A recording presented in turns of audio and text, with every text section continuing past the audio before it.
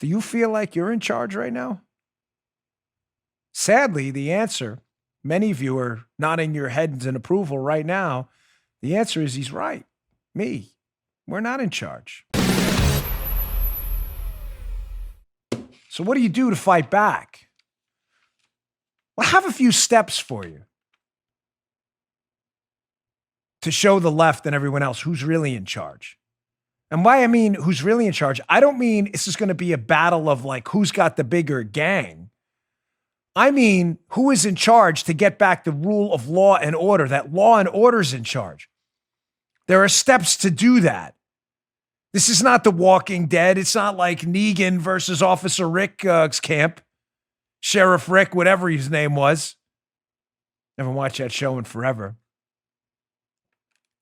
This is about getting back to a level playing field, using the Constitution and God-given protected rights through that Constitution to get back to law and order for everyone. Here's number one. Starts today. Please, I have begged you in the past. I'm begging you again. Stop donating money to liberal colleges out there if you went there. Please stop. Step one. Please.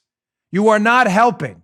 These liberal colleges are indoctrinating our kids and have become incubation factories for the next generation of radical activists that have no interest whatsoever in God-given rights and only have an interest. God-given rights and a constitution is power too in the toolbox, right?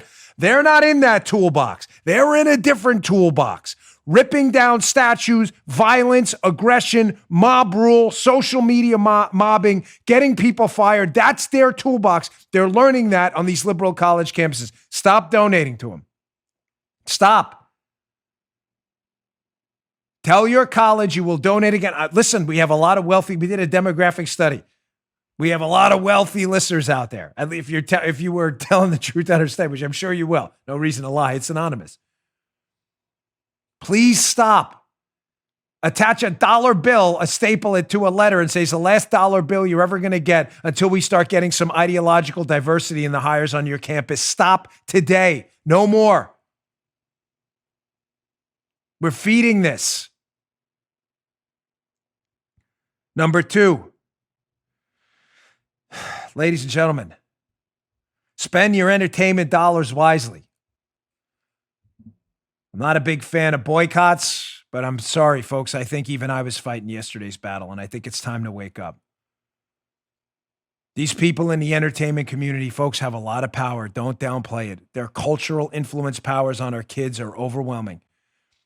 Singers, artists, songwriters, actors, directors, they have immense cultural power. You ignore it at your own peril. Please add to your do not spend money on list broadly when these people attack our values. Let me be clear on this too. I have no problem with people in Hollywood being liberal. I have every problem in the world with them attacking us for having an alternative view and a view that believes in liberty and freedom, because that's not what liberalism stands for. You attack us, my wallet is closed. Save your money. Step 3. What does that mean? I was talking to a friend of mine who listens to the show the other day. He's in the Hollywood community and asked me the same question. I said to him, you have to say, what does saving money have to do with any of this? Folks, it's important. We do it here, not just because we save money because we're rather frugal, but we have made our show immune to boycotts. You can't boycott us all you want. I don't care. We have saved enough money here that we will be fine. You can do it. We're willing to take that fight. You boycott us because that's what they like to do. They are engaging in economic warfare with these boycotts. If you are a conservative afraid to put a Trump sticker on your car and park at your business because you're afraid locals will boycott you, if you have enough money, believe me, those conservative reporters, patrons, will show up eventually. If you can weather a couple weeks or a couple months and you have enough of a savings to do it, you'll be back in this fight. We've done it here. We've been engaged in a lot of fights behind the scenes. I don't disclose on the show because I don't want to waste your time about my personal issues here with him. But we've done this a ton. Joe knows exactly what I'm talking about. So does Paula. We're doing it here. I'm not speaking with forked tongue. I left my job in the Secret Service, left my pension and everything to go run for office in a race we had no chance of winning because I believed in something, and I know you do too. You all have that same strength and greater. Save your money if you own a business. Save it to give yourself a cash buffer so when the boycotts come for you, because they're coming for you, you can weather the storm until those liberty lovers, Trump supporters, and other MAGA crowds show up to save the day. They will. They always do. But you have to be able to weather the storm. Vote. Simple one. You got to vote, and you got to register everyone. My daughter's turning 18 soon. We had this conversation yesterday. Vote. You have to vote and register everybody you know. You can't tell them what party to register for. That's illegal. But you can register people. Show up at gun shows. Show up at Republican meetings. Register everyone. Everyone. Folks, there's nothing more disturbing to me. And I was filling in a radio station in Washington, D.C. once, WMAL. And a guy called. I tell this story a lot because it's important, because it shows the disparity between what people think they're doing and what they're actually doing. The guy called and was furious.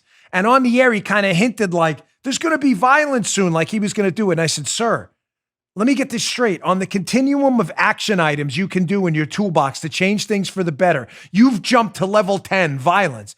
What's level 1? Level 1 is, do you even vote? He said, yes, I vote. So I asked him a simple question. It's not a joke. I asked him on the air. I said to him, who's your local delegate? He didn't even know.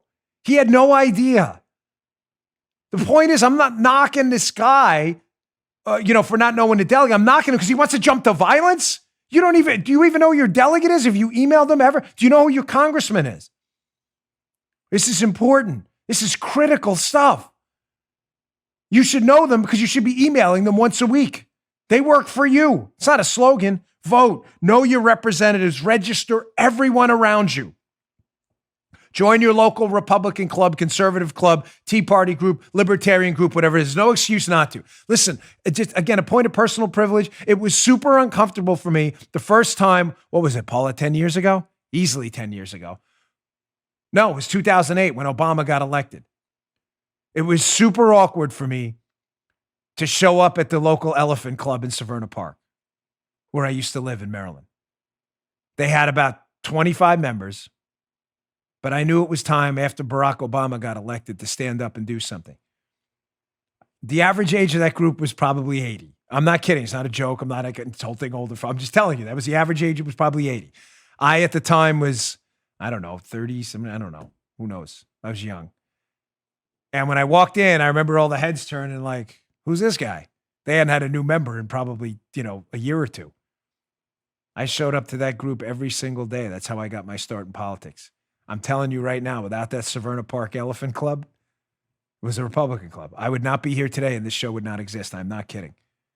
You got to go, folks. You got to take the time. You got to do it. You have to do it.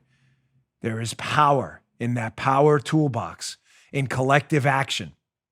It's not just some like Marxist talking point. Collectivism. You know what? Collectivism in economics absolutely is a horror show. Collective action in politics matters. There's power in numbers. There's insulation from the mob in numbers. But you're never going to find those numbers in your living room. Get to those clubs and join them today. Today. One more thing. I said it before. You got to email your representatives, folks. You have to. No form emails. They junk those. They don't mean anything. Email your reps today about everything you're concerned about. Tell them you're going to vote. Your family's going to vote. Tell them your household has 5 registered voters that plan on showing up in a primary. I promise you they'll listen. But they can't listen to what you never say. Folks, we got to fight back. I have to tell you, I don't want to unnecessarily induce upon you any unneeded anxiety. That's not the purpose of the show. But the purpose of the show is to inform you. You know that line, like, this is what keeps me up at, we hear that line all the time. I'm sure Joe's heard it a million times in his life. This is what keeps me up. And I'm not kidding when I tell you, my wife and I both have literally lost sleep. I'm not exactly, I'm not like 5-6 hours, but a couple hours of sleep at night, sitting there talking at night about where we are right now. Folks, I'm really concerned.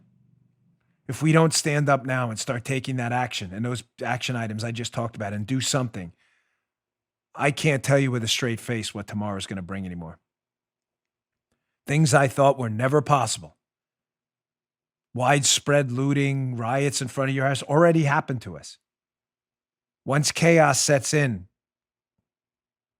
it's hard to get order back. You just heard Dan Bongino.